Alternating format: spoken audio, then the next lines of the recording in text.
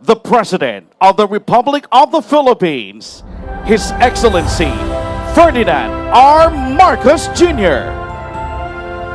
The President is joined by the First Lady, Luis Araneta Marcos.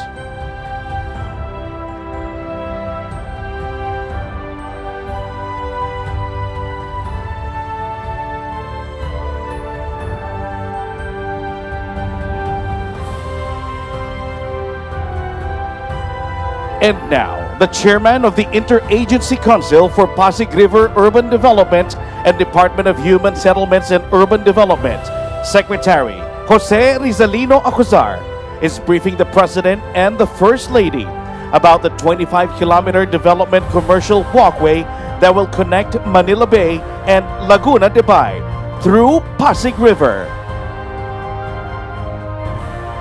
Joining them in their briefing is the co-chairman of the Interagency Council, Metro Manila Development Authority, Chairman Romando Artes, the Secretary and the Department of Interior and Local Government, Secretary Benhur Abalos, and Mayor Maria Sheila Lacuna Pangan of the City of Manila, DNR Secretary.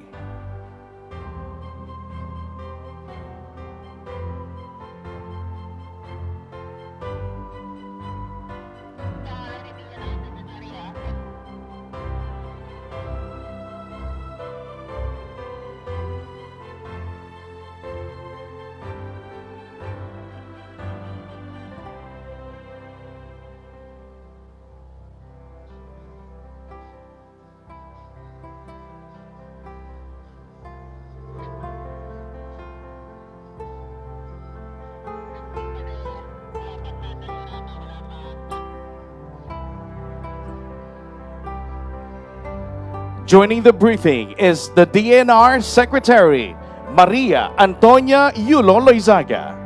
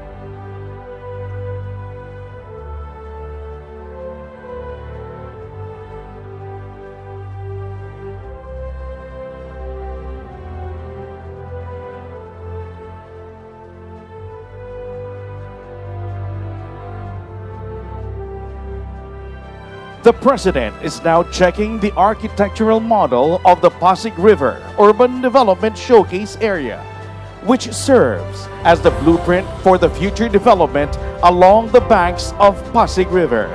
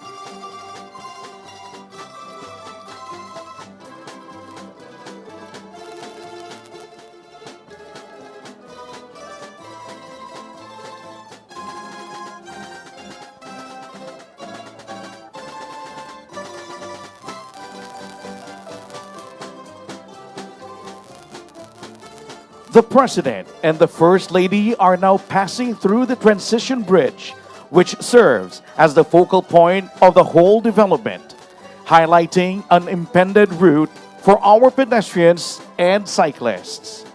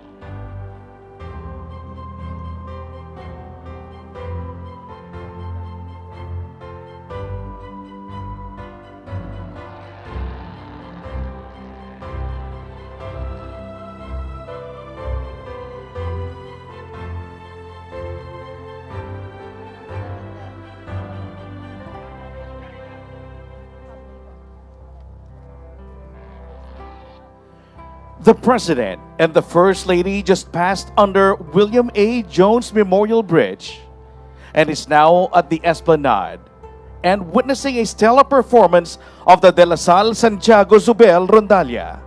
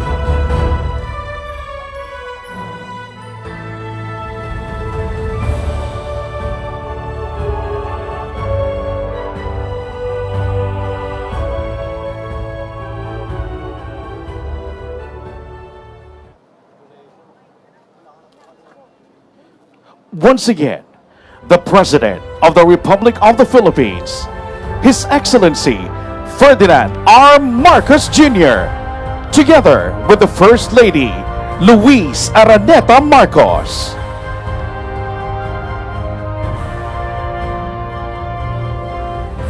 Let's give them a round of applause.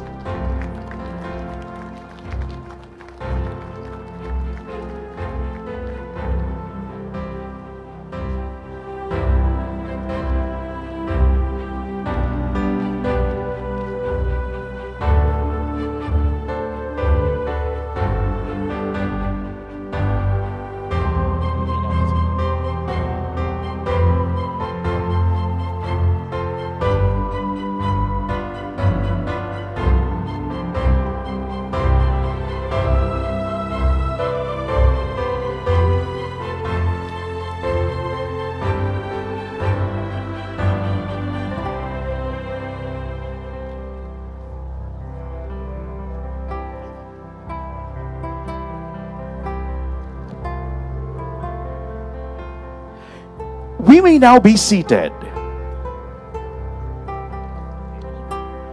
Good evening and welcome to the ceremonial launching of the Pasig Binigyang Buhay Muli Pasig River Urban Development Showcase Area here at Ermita, Manila.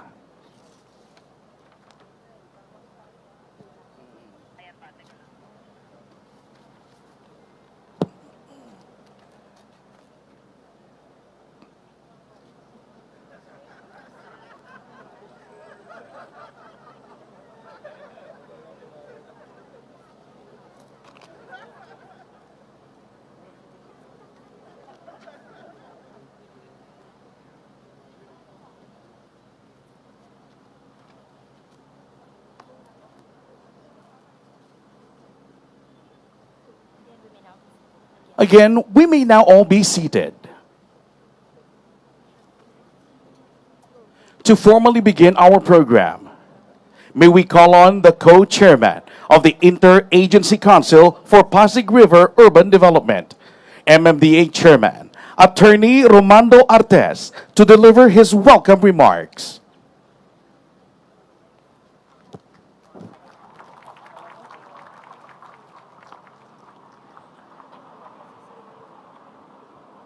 His Excellency President Ferdinand Bongbong Romualdez Marcos Jr., First Lady LIZA Araneta Marcos, Secretary Jose Rizalino Acosar, Senators, Agency Secretaries, Metro Manila Mayors, fellow public servants, and esteemed guests, good afternoon.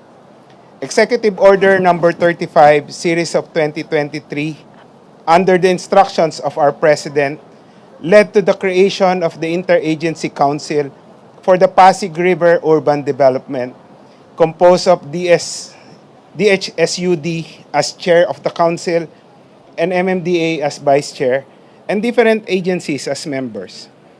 The Pasig River Urban Development is a priority project of the administration under the guidance of our dear First Lady, consisting of initiatives to rehabilitate and enhance the quality of life along the banks of the Pasig River, its tributaries, and surrounding communities. The government now is leading this drive with minimum financial exposure, fueled by our collective efforts with the private sector. Previous attempts have been made to revitalize the Pasig River, yielding varying degrees of progress. The experiences from this past have provided valuable insights that guide our actions this time, culminating into this event. I now have the privilege to welcome you all today with great enthusiasm and pride as we gather to inaugurate the initial result of our hard work, the showcase area for the Pasig River Urban Development. This showcase area in front of you is more than a concrete structure and green spaces. It sends a powerful message that we are committed to creating a metropolis where every resident can thrive and where nature and development can coexist harmoniously. We are committed not only enhancing the aesthetics of the Pasig River, We are adopting a holistic strategy that extends beyond the river surrounding, with central emphasis on improving the water quality within the river itself. We are bringing back to life the river, consistent with our mandate under EO 35, Pasig, Binigyang Buhay Muli. Today marks a promising beginning to the year, shining a spotlight on our dedication to shaping a bagong Pilipinas and guided by the vision of this administration to build better more. This is only the beginning of our transformative journey. Let us forge ahead toward a more vibrant and resilient Metro Manila and the whole nation together. Maraming salamat po at mabuhay po tayong lahat. Thank you, Chairman Artes. To deliver his message, may we call on the Chairman of the Interagency Council and Secretary of the Department of Human Settlements and Urban Development, Honorable Jose Rizalino Acuzar.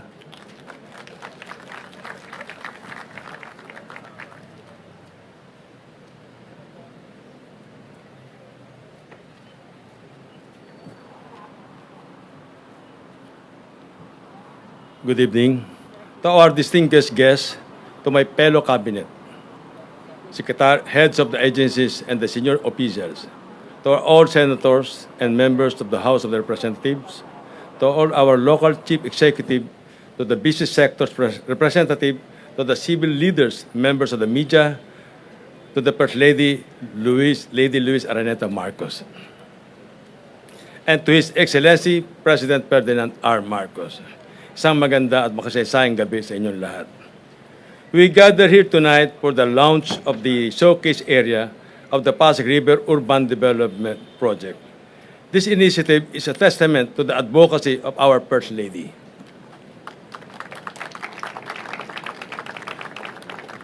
To realize the full potential and revitalize the Pasig River, realize through the collective effort to the Interagency Council for the Pasig River Urban Development, the Manila City local government, and the private sector. This showcase area is the first stage of our project that will span to total 25 kilometers of the Pasig River system in the future. Thank you for everyone for joining us in this event, and we look forward to your continued support for this Pasig Binigyang Buhay Muli sa bagong Pilipinas. Maraming salamat po. Thank you, Secretary Acuzar. And now, to introduce our guest of honor and speaker, may we call on retired Chief Justice and Executive Secretary Lucas Bersamin.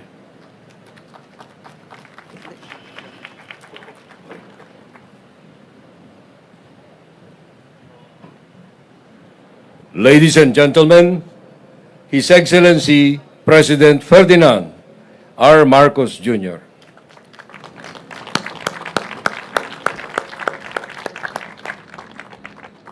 Thank you to our ES. Please take your seats. For your kind introduction.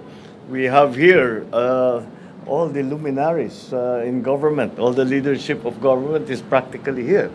Led, of course, by the Senate President, our Senate President Pig Subiri, and of course the proponent of this very ambitious but certainly worthwhile project, the SUD Secretary Jerry Acuzar, all the cabinet secretaries that are here, the members of the Philippine Senate that are present with us today. Magaling to si Jerry, talagang kinuha niya lahat ng kailangan niya, no? Nandito lahat, na-corner kayong lahat. Metropolitan Manila Development Authority Chairman Romando Artes, the City Mayor of Manila Mayor Maria Sheila Lacuna Pangan. Andito rin po ang ating kaibigan na dating Senate President Manny Villar. At siyempre, hindi makumpleto, lalong-lalo na dito sa proyektong ating binubuksan ngayon, ang ating First Lady Luis Araneta Marcos. My fellow workers in government, all our distinguished guests, our partners in the private sector, without whom we could not have put this project together, at least not in the scale that we would have liked to. But their assistance and their continuing generosity and love of country has shown once again in that they have become active participants in what we are going to do with the Pasig River Development Project. My fellow workers in government, all our distinguished guests, and I have to say, there are many distinguished guests with us here this evening. Ladies and gentlemen, good evening. No river in our country holds as great a cultural and historical significance as Pasig River. Its flow has not only shaped the contours of our nation's capital, but the economic landscape of a booming metropolis as well. As the country's first nautical expressway, it brought people together and their produce to its tributaries, along whose banks settlements grew and prospered.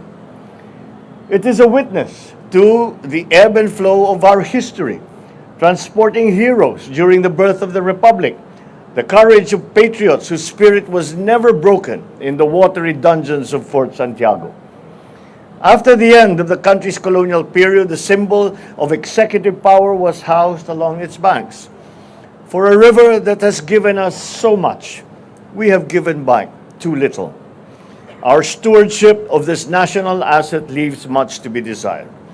A national deficit which we have never properly erased. I am personally a witness to this. Isa po akong anak ng Pasig.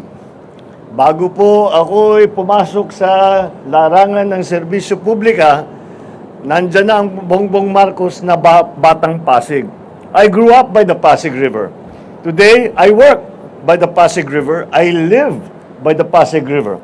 I shuttle between the two, my workplace and my residence, by boat through the Pasig River.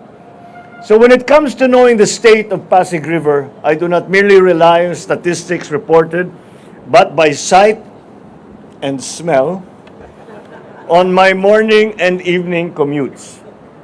Mga kaibigan ko, hindi tayo rito para mapag-usapan. We're not here to wax nostalgic to the past or wax poetic of the beauty that it once was. Rather, we are here to blaze a path forward for this national asset. We are here to reject the defeatist view that the Pasig River is beyond redemption. We are here to consecrate ourselves to the mission of transforming Pasig River to what it is supposed to be. A living river of multiple benefits for the multitude, featuring safe walkways and bikeways along its banks, a green corridor that will serve as lungs for our city's needs, a string of parks for communities nearby. Along the 25-kilometer stretch will judiciously sprout commercial enterprises run by the best stewards and the strongest stakeholders of the river's development, the people themselves. We envision civic spaces where our children will play, our seniors will relax, families will exercise, artists can showcase their talents, and the creative can display their wares. We want it to be a permanent exhibit area of green technology that works, from solar lights to rain harvesting facilities, sustainable practices like urban gardens. We will also maximize this ready-to-use but underutilized maritime highway by deploying more ferry boats and stations, because if you build them, the riders will come. The transformation we would like to see in Pasig River are not cosmetic in nature. We will not paper over the river's fundamental problems, nor whitewash its grime while leaving the old and rotten still there. We do not want a river that is instantly made picturesque by coats of paint.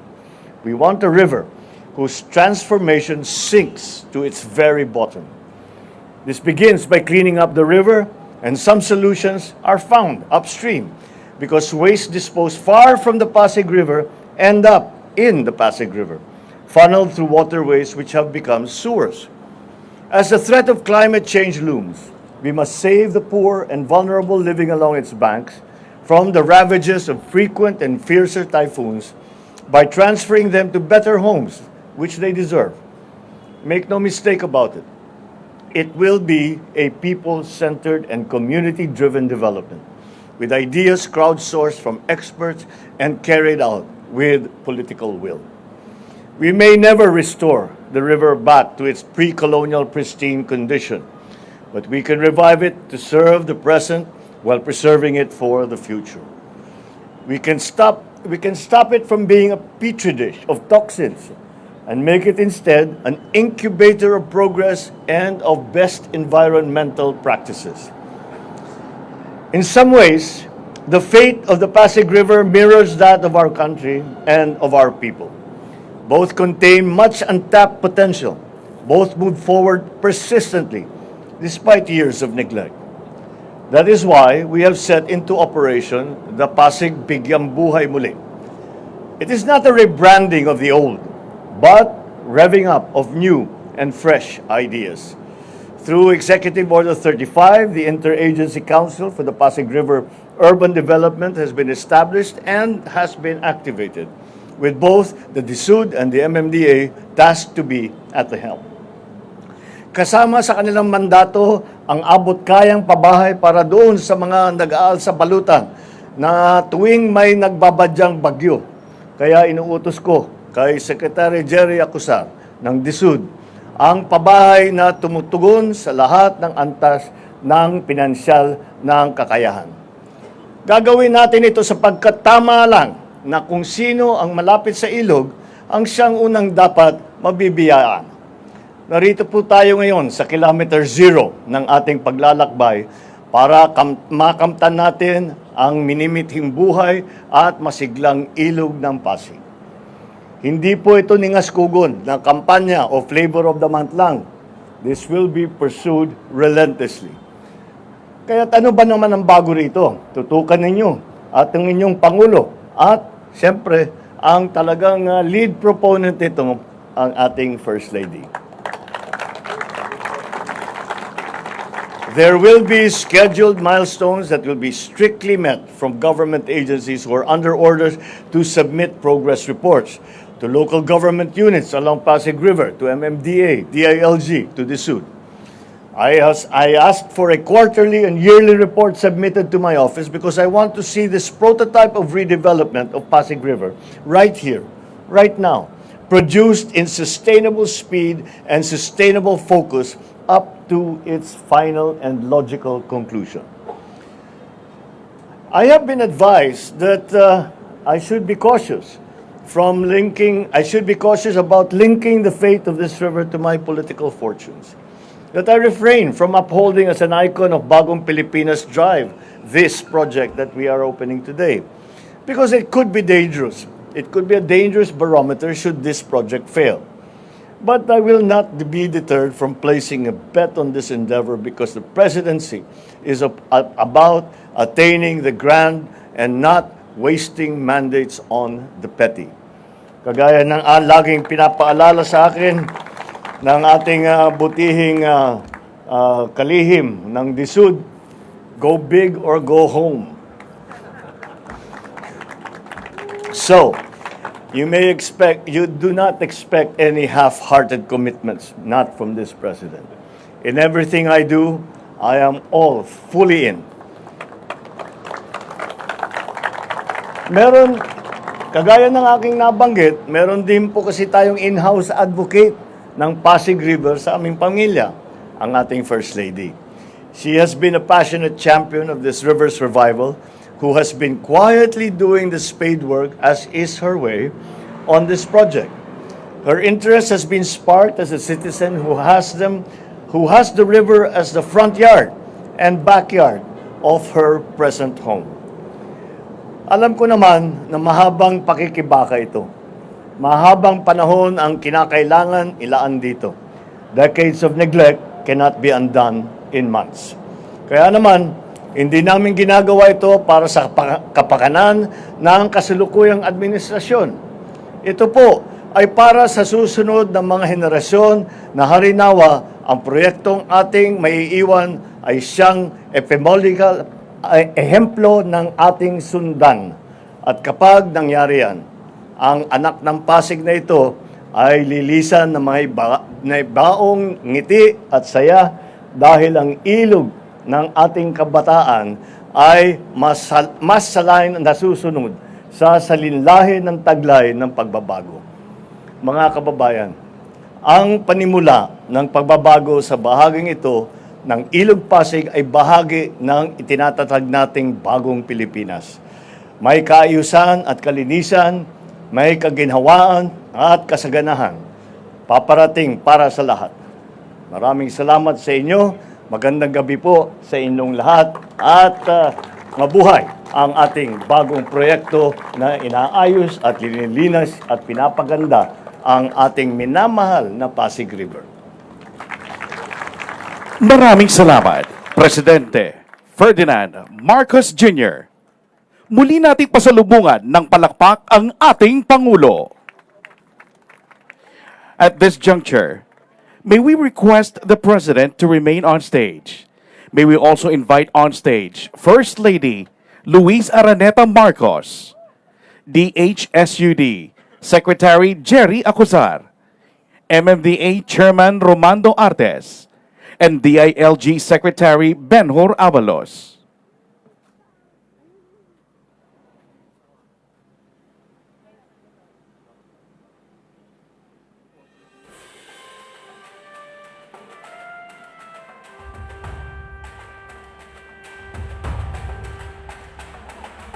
Ladies and gentlemen, we're about to witness the ceremonial pressing of the podium switch to officially launch the showcase area. At the count of 3, Mr. President, ang Pasig, sama-sama nating bigyang buhay muli in 3, 2, 1!